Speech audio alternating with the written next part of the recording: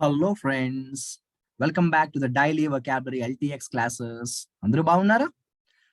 Block buster offer కి just ఇంకొక 2 days మాత్రమే ఉంది మై డియర్ ఫ్రెండ్స్. ఈ రోజు ఆల్రెడీ జూలై 13వ తారీఖు, జూలై 15th వరకు మాత్రమే మీకు ఈ ఆఫర్ అనేది ఉంది.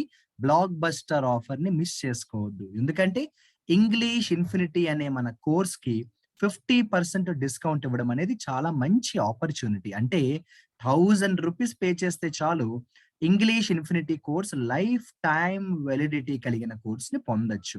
చాలా ఉపయోగపడే ఆఫర్ ఇది. కాబట్టి ఇంత అద్భుతమైన ఆఫర్ ని మీరు మిస్ చేసుకోకూడదు. జాయిన్ అవ్వాలనుకున్న వారు చక్కగా ఈ రోజే జాయిన్ అయిపోండి. నెంబర్ వచ్చి 7893899553. ఈ నెంబర్ కి మీరు కాల్ చేస్తే ప్రత్యూష మేడం మీతో మాట్లాడతారు. ఇంగ్లీష్ ఇన్ఫినిటీ గురించి వివరాలన్నీ అడిగి తెలుసుకుని జస్ట్ 1000 రూపీస్ కి మాత్రమే లైఫ్ టైమ్ వెలిడిటీ ఉన్న ఆఫర్ ని మీరు యూటిలైజ్ చేసుకోండి. అన్ని కాంపిటేటివ్ ఎగ్జామ్స్ కి ఈ కోర్స్ అనేది చాలా ఉపయోగపడుతుంది మై డియర్ ఫ్రెండ్స్.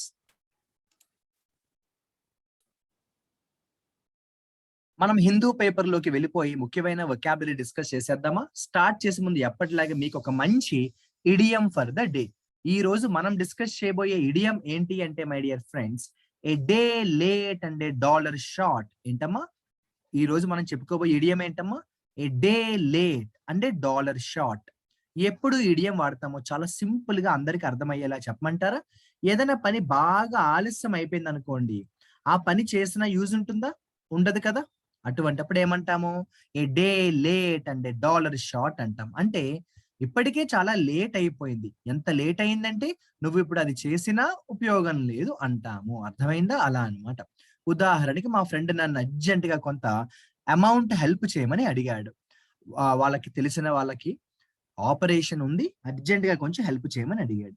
నేను ఎప్పుడైతే ఆపరేషన్ కి కావాల్సిన అమౌంట్ అడిగాడో, నేను వెంటనే లేదా అవసరం ఉన్నప్పుడు అమౌంట్ ఇచ్చాను అనుకోండి, ఉపయోగం ఉంటుంది. అలా కాదు, చాలా లేట్ గా ఇచ్చాను అనుకోండి, అవసరం ఉంటుందా? ఉండదు కదా. అలా అన్నమాట. లేదు, మనమే ఉన్నాము, ఎగ్జామ్ ఒక 10 days లో ఉందనగా మనం ఇప్పుడు కొత్తగా ప్రిపరేషన్ మొదలు పెట్టామనుకోండి, యూజ్ ఉంటుందా? ఉండదు కదా. అలా అన్నమాట.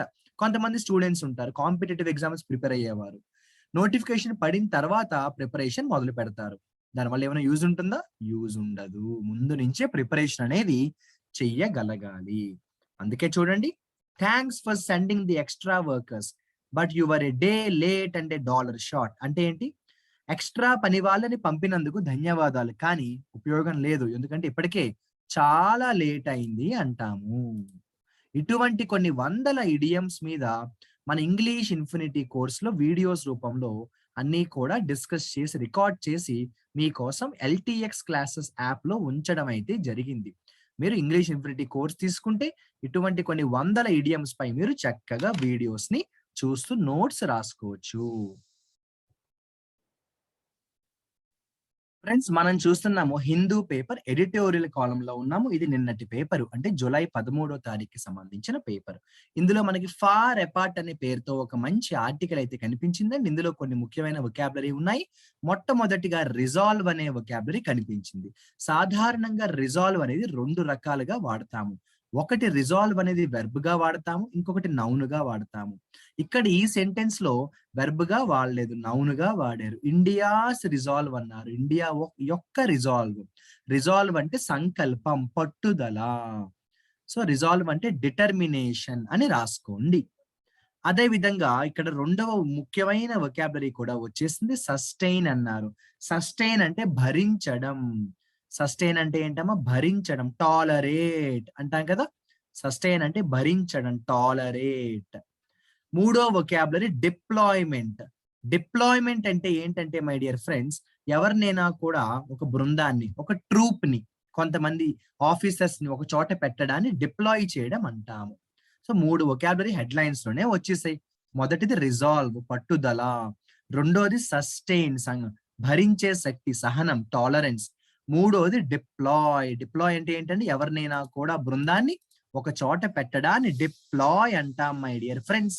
ఇలాగనే మనం చూస్తూ వెళ్తే చాలా మంచి మంచి వొకాబులరీ ఇందులో ఉన్నాయండి.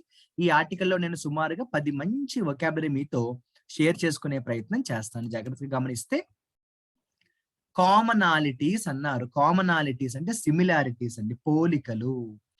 రీటరేట్ అంటే చెప్పిన విషయాన్ని మళ్ళీ మళ్ళీ చెప్పడం. రిపీట్ అంటాను చూసారా, రీటరేట్ అంటే రిపీట్. డిస్ఎంగేజ్మెంట్ అంటే వదిలేయడం. లీవ్ సంథింగ్, దాన్ని పట్టించుకోకుండా వదిలేయడం, దాని నుంచి దూరం అయిపోవడం అనమాట. డిస్ఎంగేజ్మెంట్ అంటే వెళ్ళిపోవడం, దూరంగా వెళ్ళిపోవడం. లీవ్ అంటాము, లీవ్ సంథింగ్ అంటాం. ఏమంటాము? Leave something. చూసారా, రీటరేట్ అనే వర్డ్ ఇందాకే చెప్పాను, మళ్ళీ రిపీట్ అయింది. రీటరేట్ అంటే రిపీట్ అన్నాను. సస్టైన్ అవ్వడం అంటే భరించడం అండి, టాలరేట్. ఇదిగోండి, డిస్ఎంగేజ్మెంట్ అంటే ఏమన్నాను? వదిలివేయడం, లీవ్ సంథింగ్. డిస్ఎంగేజ్మెంట్ అంటే ఏంటండి? లీవ్ సంథింగ్, వదిలివేయుట. కాంట్రరీ అంటే ఆపోజిట్ అండి. కాంట్రరీ అంటే ఏంటండి? ఆపోజిట్ అండి. కాంట్రరీ అంటే ఆపోజిట్. ఇది చూడండి, భలే ఉంటుంది. రిజాల్వ్ ద రో అన్నారు. ఏమన్నారు? రిజాల్వ్ ద రో. రోని రిజాల్వ్ చేయడం ఏంటంటే ఇక్కడ రోస్ కాలమ్స్ అని కాదండి, అదొక ఇడియం. రిజాల్వ్ ద రో అన్నా, రిజాల్వ్ ద ప్రాబ్లం అన్నా కూడా ఒకటే. ఏంటమ్మా? రిజాల్వ్ ద రో అన్నా, రిజాల్వ్ ద ప్రాబ్లం అన్నా కూడా ఒకటే. ఒక ప్రాబ్లం ని సాల్వ్ చేయడాన్ని రిజాల్వ్ ద రో అంటాము. రిజాల్వ్ ద ప్రాబ్లం అన్నమాట. ప్రీ రిక్విసైట్ అంటే ఏంటండి? What is meant by prerequisite? Prerequisite అంటే అవసరమైన, అవసరాలు అంటాం చూసారా, అలా అన్నమాట. అవసరాలు అని అంటాం, దాన్ని ప్రీ రిక్విసైట్ అంటాం. నార్మల్సీ. నార్మల్సీ అంటే నార్మల్ సిచ్యువేషన్ అండి. నార్మల్సీ అంటే నార్మల్ సిచ్యువేషన్ అంటే అంత సాధారణ పరిస్థితి. వైలెంట్ గా గొడవలు అవి లేకుండా ప్రశాంతంగా నార్మల్ గా ఉంటే నార్మల్సీ. రెడ్ అవుట్ లేదా రీడ్ అవుట్ అంటాము. జనరల్ గా రీడ్ అంటే చదవడం. అయితే రీడ్ అవుట్ అనేది ఒక ఫ్రేజ్ గా వాడతామండి. ఎప్పుడు వాడతాము అంటే, ఒక అనౌన్స్మెంట్ ఇచ్చామనుకోండి, రెడ్ అవుట్ లేదా రీడ్ అవుట్ అంటాం. ఒక అనౌన్స్మెంట్ ఇవ్వడం, పబ్లిక్ అనౌన్స్మెంట్ అనమాట. ఏంటమ్మా? పబ్లిక్ అనౌన్స్మెంట్ అనమాట. ఎంఫసైజ్ అంటే ఏంటమ్మా? ఎంఫసైజ్. ఎంఫసైజ్ అంటే దాని యొక్క ప్రాముఖ్యతను చాటి చెప్పడం. అంటే గివ్ ఇంపార్టెన్స్ అని రాయండి. ఎంఫసైజ్ అంటే గివ్ ఇంపార్టెన్స్, దాని యొక్క ప్రాముఖ్యతను చెప్పడం అన్నమాట. డ్రాగ్ ఫీట్ అన్నారు, చాలా ముఖ్యమైన ఇడియం అండి ఇది. ఏంటండి? Drag feet. ఫీట్ ని డ్రాగ్ చేయడం అంటే ఏంటి? డ్రాగ్ ఫీట్ ఏంటమ్మా? ఫీట్ ని డ్రాగ్ చేయడం అంటే ఏంటంటే ఏమీ లేదమ్మా. డ్రాగ్ ఫీట్ అంటే సింపుల్ గా చెప్పాలి అంటే స్లో అని రాయండి, ఈజీగా అర్థం అవుతుంది అందరికీ కూడా. డ్రాగ్ ఫీట్ అంటే ఏంటండి? స్లో, నెమ్మదిగా అంటాము. డ్రాగ్ ఫీట్ అంటే ఏంటమ్మా? స్లో, నెమ్మదిగా. ఏదైనా ఒక పని మన ఇష్టం లేకుండా చేస్తే ఏమంటాం తెలుసా? డ్రాగ్ ఫీట్ అంటాం కదా, అలా అన్నమాట. స్లో, నెమ్మదిగా అంటాం. చూసారా, చాలా అంటే చాలా మంచి మంచి వొకాబులరీ మనకి ఇందులో కనిపించే కదా. అలా కానీ మనం చూసుకుంటూ వెళ్తే తర్వాత మనకి చూడండి, ఇక్కడ పాజ్ అన్నారు. నిజం చెప్పాలంటే పాజ్ అనే విషయం నేను చెప్పాలా చెప్పండి? ఆగడం. పాజ్ అంటే ఆగడం అండి. ఓకేనా? ఆగడం. ఇందాక చెప్పాను గుర్తుందా? డిస్ఎంగేజ్. డిస్ఎంగేజ్ అంటే పట్టించుకోకుండా వదిలేయడం. లీవ్ అని రాయండి. డిస్ఎంగేజ్ అంటే ఏమని రాస్తారు? లీవ్. లీవ్. చాలా సార్లు నేను చెప్పాను ఇప్పటికి గతంలో, మళ్ళీ చెప్తున్నాను. ఇమ్మినెంట్. ఇమ్మినెంట్ అంటే భవిష్యత్తులో జరగబోయేది, గోయింగ్ టు హ్యాపెన్. ఎమినెంట్ వేరు, ఇమ్మినెంట్ వేరు. ఈతో స్టార్ట్ అయితే ఎమినెంట్ అంటే ప్రముఖమైన అంటాం. ఐతో స్టార్ట్ అయితే ఇమ్మినెంట్, భవిష్యత్తులో జరగబోయేది. ఏమంటాం? భవిష్యత్తులో జరగబోయేది అంటాం. ముఖ్యమైన వొకాబులరీ అండి. ఇవన్నీ కూడా బాగా మీరు స్టడీ చేసుకోవాల్సిన అవసరం ఉంది. ఇలా కానీ మనం చూసుకుంటూ వెళ్తున్న కొద్దీ నెక్స్ట్ చూడండి, ఇందాక చెప్పిన వొకాబులరీ సస్టైన్ మళ్ళీ వచ్చింది. భరించడం అంటాం. చాలా మంచి వొకాబులరీ గమనించండి. స్టేల్ మేట్ అనే వొకాబులరీ వచ్చింది. Stalemate. స్టేల్ మేట్ అంటే ఇరుక్కుపోవడం అంటాను చూసారా, అలా అన్నమాట. స్టేల్ మేట్ అంటే ఏం లేదండి, ఇరుక్కుపోవడం అంటాను చూసారా, అలా అన్నమాట. ఒక రకంగా చెప్పాలంటే డెడ్ లాక్ అంటామండి. స్టేల్ మేట్ అంటే ఏమనొచ్చు? డెడ్ లాక్, ఇరుక్కుపోవడం, డెడ్ లాక్. ఎండ్యూర్ అంటే కూడా భరించడం అండి. టాలరేట్ అంటాం, సహనం. అంటే దాన్ని మనం దాటుకుంటూ వెళ్ళడం అన్నమాట. ఇలా మంచి మంచి వొకాబులరీ మనకి ఈ ఆర్టికల్లో చక్కగా మనం డిస్కస్ చేసుకోవడం జరిగింది. అసలు ఈ ఆర్టికల్ దేని గురించి అంటారా? ఏం లేదండి, ఇండియాకి చైనాకి గొడవలు అవుతున్నాయి కదా, దానికి సంబంధించి అనమాట. ఇంటర్నేషనల్ రిలేషన్షిప్స్ కి సంబంధించి. అదే విధంగా మై డియర్ ఫ్రెండ్స్, మనం కానీ చూసినట్టయితే ఈ రోజు హిందూ పేపర్ లో కూడా చూద్దాం. ఈ రోజు హిందూ పేపర్ లోకి మనం కానీ చూసినట్టయితే ఎడిటోరియల్ కాలమ్ లో మనకి రీసెంట్ గా ట్విట్టర్ అనేది న్యూస్ లోకి వచ్చింది, వార్తల్లోకి వచ్చింది. ట్విట్టర్ అనేది వార్తల్లోకి వచ్చింది. ఏం లేదండి, ఫ్రీడమ్ ఆఫ్ ఎక్స్ప్రెషన్ అంటారు చూసారా, వాక్ స్వతంత్రం. దానికి సంబంధించి ఏంటంటే ఒక ఇష్యూ రన్ అవుతోంది అనమాట. దానికి సంబంధించిన ఒక ఆర్టికల్ అయితే వచ్చిందమ్మా. ఇందులో ప్రొటెస్ట్ అనే పదం మనలో అందరికీ తెలుసు, అయినా కూడా తెలియని వాళ్ళు ఉంటారని చెప్తున్నాను. ప్రొటెస్ట్ అంటే ఆందోళన చేయుట. ప్రొటెస్ట్ అంటే తిరుగుబాటు అంటాం. ప్రొటెస్ట్ అంటే ఏమంటాము? తిరుగుబాటు. ఆందోళన చేయడాన్ని ఏమంటాము? ప్రొటెస్ట్ అంటాం, తిరుగుబాటు. చాలా ముఖ్యమైన ఇడియం మనకు ఒకటి కనిపించిందండి, చూడండి. Take the bull by horns. ఇదంతా కూడా ఒక ఇడియం అండి. ఏంటండి? Take the bull by horns ఒక ఇడియం అండి. అంటే యుద్ధానికి సంసిద్ధం అవ్వడం, ready to face the challenge. Take the bull by the horns అంటే ఏంటమ్మా? Ready to face the challenge అంటాం. Take the bull by the horns అంటే ఏంటమ్మా? Ready to face the challenge. ఏదైనా ఒక ఛాలెంజ్ ని మనం ఎదుర్కోవడానికి సంసిద్ధం అయ్యామనుకోండి, అప్పుడు మనం ఏం వాడతాము? Take the bull by the horns అంటాము. చాలా అంటే చాలా ముఖ్యమైన ఇడియం గా దీన్ని మనం చెప్తాం my dear friends, take the bull by the horns అనేది. ఇలాగనే మనం చూసుకుంటూ వెళ్తే తర్వాత సినికల్ అనే ఒక వొకాబులరీ కనిపించింది. సినికల్ అంటే అనుమానంతో కూడిన, డౌట్ఫుల్ అంటాను చూసారా, అలా అన్నమాట. సినికల్ అంటే అనుమానంతో కూడిన, డౌట్ఫుల్ అంటాను చూసారా, అలా అన్నమాట. చాలా ముఖ్యమైన వొకాబులరీ అండి సినికల్ అనేది. డ్యూరస్. డ్యూరస్ అంటే బలవంతం మీద అంటాను చూసారా, అండర్ ప్రెషర్ అని రాసుకోండి. డ్యూరస్ అంటే ఏం లేదండి, బలవంతం మీద అంటాను చూసారా, అండర్ ప్రెషర్. బలవంతం మీద, అండర్ ప్రెషర్. తప్పక అంటాను చూసారా, అలా అన్నమాట. డ్యూరస్ అంటే ఏంటంటే బలవంతం మీద అంటాం. ఏమంటామండి డ్యూరస్ అంటే? బలవంతం మీద.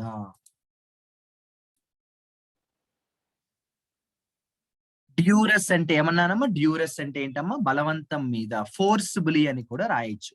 డ్యూరస్ అంటే ఫోర్స్బులీ, ఫోర్స్బులీ అంటాం.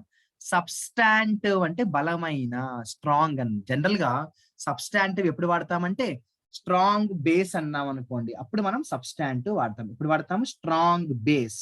దానికి చాలా బలమైన బేస్ ఉంది అంటాం కదా, అలా అన్నమాట. దానికి బలమైన బేస్ ఉంది అంటాం కదా, అలా అన్నమాట. దానికే మనం స్ట్రాంగ్ బేస్ అంటాం. ఏమంటామండి? స్ట్రాంగ్ బేస్ అంటాం, strong base.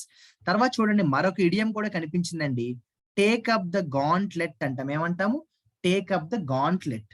Take up the gauntlet అంటే ఏంటంటే మై డియర్ ఫ్రెండ్స్, ఇది కూడా ఇందాకట్లాగే ready to face challenge. Ready to face challenge. Almost ఇది అది కూడా ఒకటేనమ్మా. ఇందాక ఎలా అయితే నేను మీకు టేక్ అప్ ద గాంట్లెట్ అన్నాను, అది కూడా ఏంటో గుర్తుందా? Take the bull by the horns అంటే యుద్ధానికి సంసిద్ధం అవ్వడం. So take up the gauntlet అన్నా, take the bulls by the take the bull by the horns అన్నా కూడా ఒకటే అన్నమాట. యుద్ధానికి సంసిద్ధం అవడం, ready to face the challenge, ready to face the challenge. Dissent. Dissent అంటే ఇష్టం లేకపోవడం అండి. డిసెగ్రీ. డిసెంట్ అంటే డిసెగ్రీ. డిసెంట్ అంటే డిసెగ్రీ, ఇష్టం లేకపోవడం. డిసెంట్ అంటే డిసెగ్రీ. డిసెంట్ అంటే డిసెగ్రీ. అదే విధంగా ఎంపవర్ అంటే పవర్ ని ఇవ్వడం, అధికారాన్ని ఇవ్వడం. ఎంపవర్ అంటే పవర్ ని ఇవ్వడం, అధికారాన్ని ఇవ్వడం. ఓకేనా? ఎంపవర్ అంటే పవర్ ని ఇవ్వడం, అధికారాన్ని ఇవ్వడం. ఇలాగని మనం చూస్తూ వెళ్తే మంచి మంచి వర్డ్స్ కొన్ని చక్కగా కనిపించాయి కదండి. ప్రొఫర్డ్, ప్రో ఆఫర్డ్. ఎలా ఉంచండి? ప్రొఫర్డ్ అంటే, ప్రొఫర్డ్ అంటే కూడా ఆఫర్ చేయడమేనా, అంతకంటే ఏం లేదు. ప్రొఫర్ అంటే కూడా ఆఫర్ చేయడమే. ప్రొఫర్ అంటే కూడా ఆఫర్ చేయడమే. బెహమోత్ అంటే ఏంటండి? హ్యూజ్, పెద్ద. హ్యూజ్, లార్జ్ అంటాం కదా, అలా అన్నమాట. క్రాప్ అప్ అంటే సడన్ గా రావడం, ఎపియర్ సడన్లీ. క్రాప్ అప్ అంటే సడన్ గా పుట్టుకొచ్చింది అంటాం కదా, అలా. సడన్ గా పుట్టుకొచ్చింది అంటాం కదా, అలా. సో క్రాప్ అప్ అంటే సడన్ గా రావడం, ఎపియర్ సడన్లీ. ఏంటమ్మా? Appear suddenly. ఆనరస్ అంటే కష్టతరమైన, వెరీ డిఫికల్ట్. ఆనరస్ అంటే కష్టతరమైన, very very difficult, very very difficult. చూసారా? అలా మనం కానీ చూస్తే ఇంపింజ్. ఇంపింజ్ అంటే ఇబ్బందికి గురి చేయడం.